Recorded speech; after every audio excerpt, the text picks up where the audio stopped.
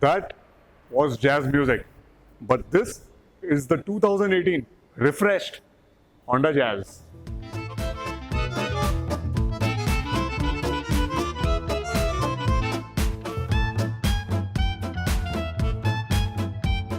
So let's talk about the changes in the 2018 Honda Jazz. Whenever a facelift or a refresh model comes in, you expect new bumpers, restyled headlamps, grille, maybe alloys as well. But in the case of Honda Jazz, no changes on the front bumper at all. Even the alloy wheels are of the same design. No changes on the headlamp nor the grille. The only significant change, which is I think insignificant, is that the tail lamp now is having an LED which goes up to the roof, and that is the only change on the exteriors. The overall attempt to make a facelift in India is so half-hearted that it seems the changes were decided in a lunch break by Honda engineers, and it's not entirely like the 2018 Honda Fit facelift. Even in the interiors, the story remains similar. We just have primarily 2-3 changes which are noticeable. One being this infotainment system, which is completely touchscreen now. We do get support of Android Auto as well as Apple CarPlay, which is a good thing. We have a few changes like the front center armrest is now finally given in the Honda Jazz, so that's a great thing. Another bad thing, maybe to me, because I prefer black interiors, this one now has beige interiors. Beige is supposed to be looked at as a premium offering in the Indian market for the Indian market, but somehow I really do not prefer the same. I may be wrong, but this is like to the mass market taste, so probably Honda has hit the sweet spot there. Other than that, they have added a few features. They do have now the Honda Jazz now has the passive entry keyless system, and it does get cruise control. At the same time, I think there is one omission which I wanted to talk about, which is of the magic seats, and it's a shocking thing, because that was supposed to be one of the USP of the Honda Jazz. Even in the previous generation, the magic seats were offered, and magic seats had a convenient feature of you had a few permutation and combination to set up the rear seats to increase the storage space behind, but now it's gone. Yes, the seats do fold, but not the way the magic seats folded. So that is something which is thumbs down for Honda there. Right, so let's talk about the CVT transmission, because right now, as we are in slow moving traffic inside city limits before we hit the highway, I would like to say that the transmission is working typically like how a CVT should work. Predictably, it likes relaxed driving, and it's pretty smooth, to be honest, in D mode specifically. Overall, this transmission doesn't like to be pushed.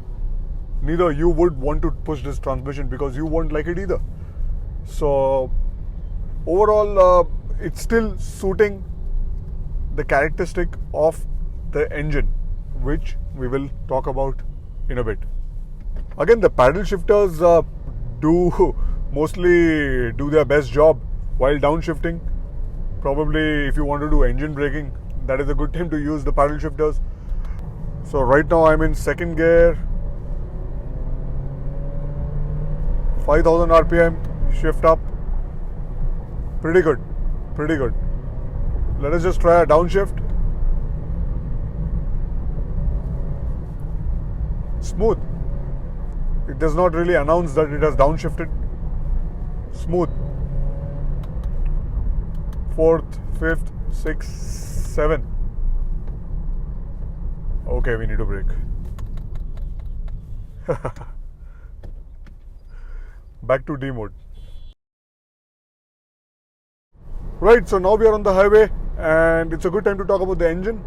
So this is the Honda L12B iVTEC engine. In layman term, it is the 1.2 liter which had done duty on the Brio, which did duty on the Amaze, which did duty on the pre-facelift Jazz, and now it's doing duty in the facelift Jazz again.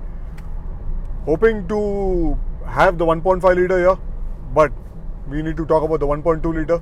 But overall, I genuinely feel it's underpowered for the highway. Let me show you.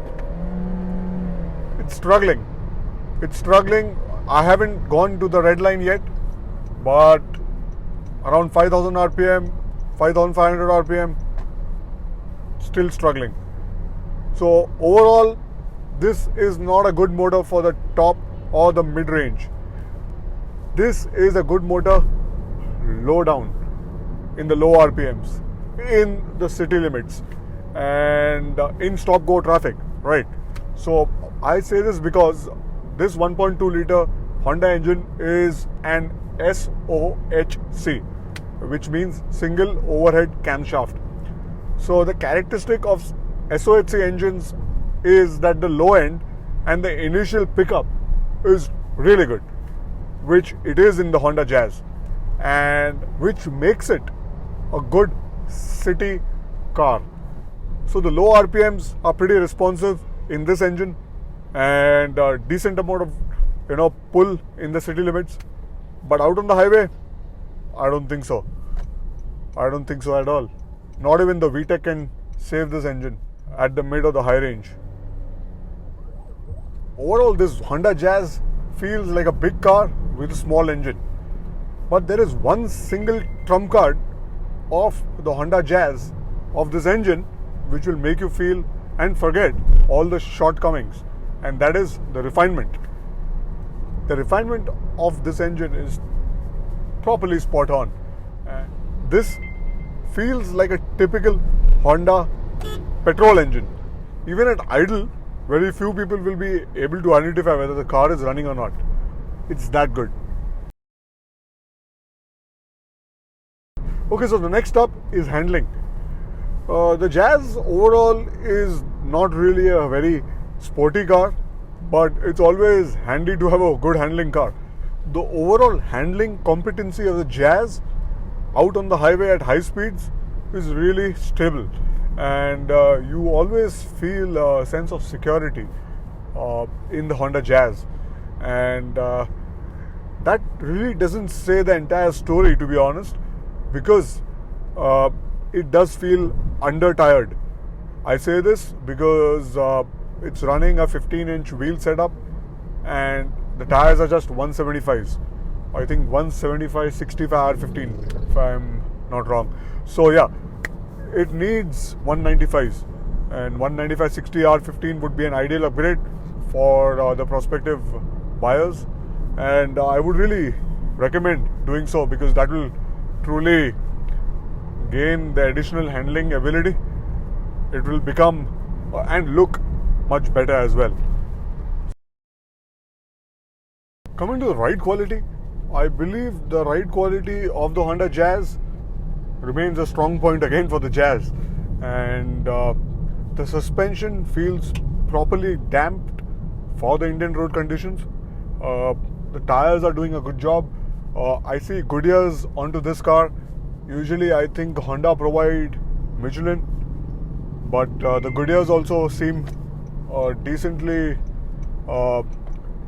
doing a good job in absorbing the bumps, and not much of a complaint in the ride quality. In fact, it's a strong point for Honda. So truly a thumbs up for the ride quality as well. I wanted to quick mention about the brakes. The brake bite, they feel pretty much comfortably sharp and confidence inspiring. That's the word. And it surely makes it a good braking car, the Jazz. And not that it has much of the speed to shed, but definitely good brakes are always welcome. So far we know that the Jazz is an extremely refined, premium and practical, thanks to the CVT Premium Hatchback.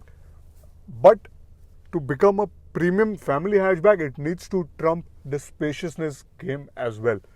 And Jazz seems to be doing well. Pretty much at the back, this seat has been positioned according to my driver setting, and overall I feel a decent amount of knee room is there. The headroom also is not a problem at all, and this seat has been completely pushed forward, so if there is no passenger sitting there, you can be easily chauffeur driven with good amount of space. It feels equally spacious like an EcoSport. It feels slightly more spacious than the Maruti Ciaz sedan. Well, that's surprising, especially on the headroom front.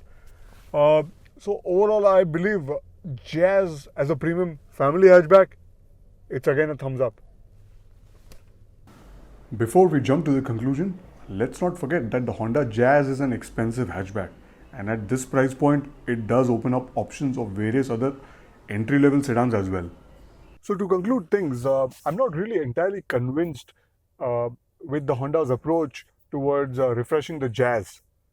But if for a moment you forget that entire approach and look at Jazz individually as a product, then I think it is a perfectly packaged hatchback for your family.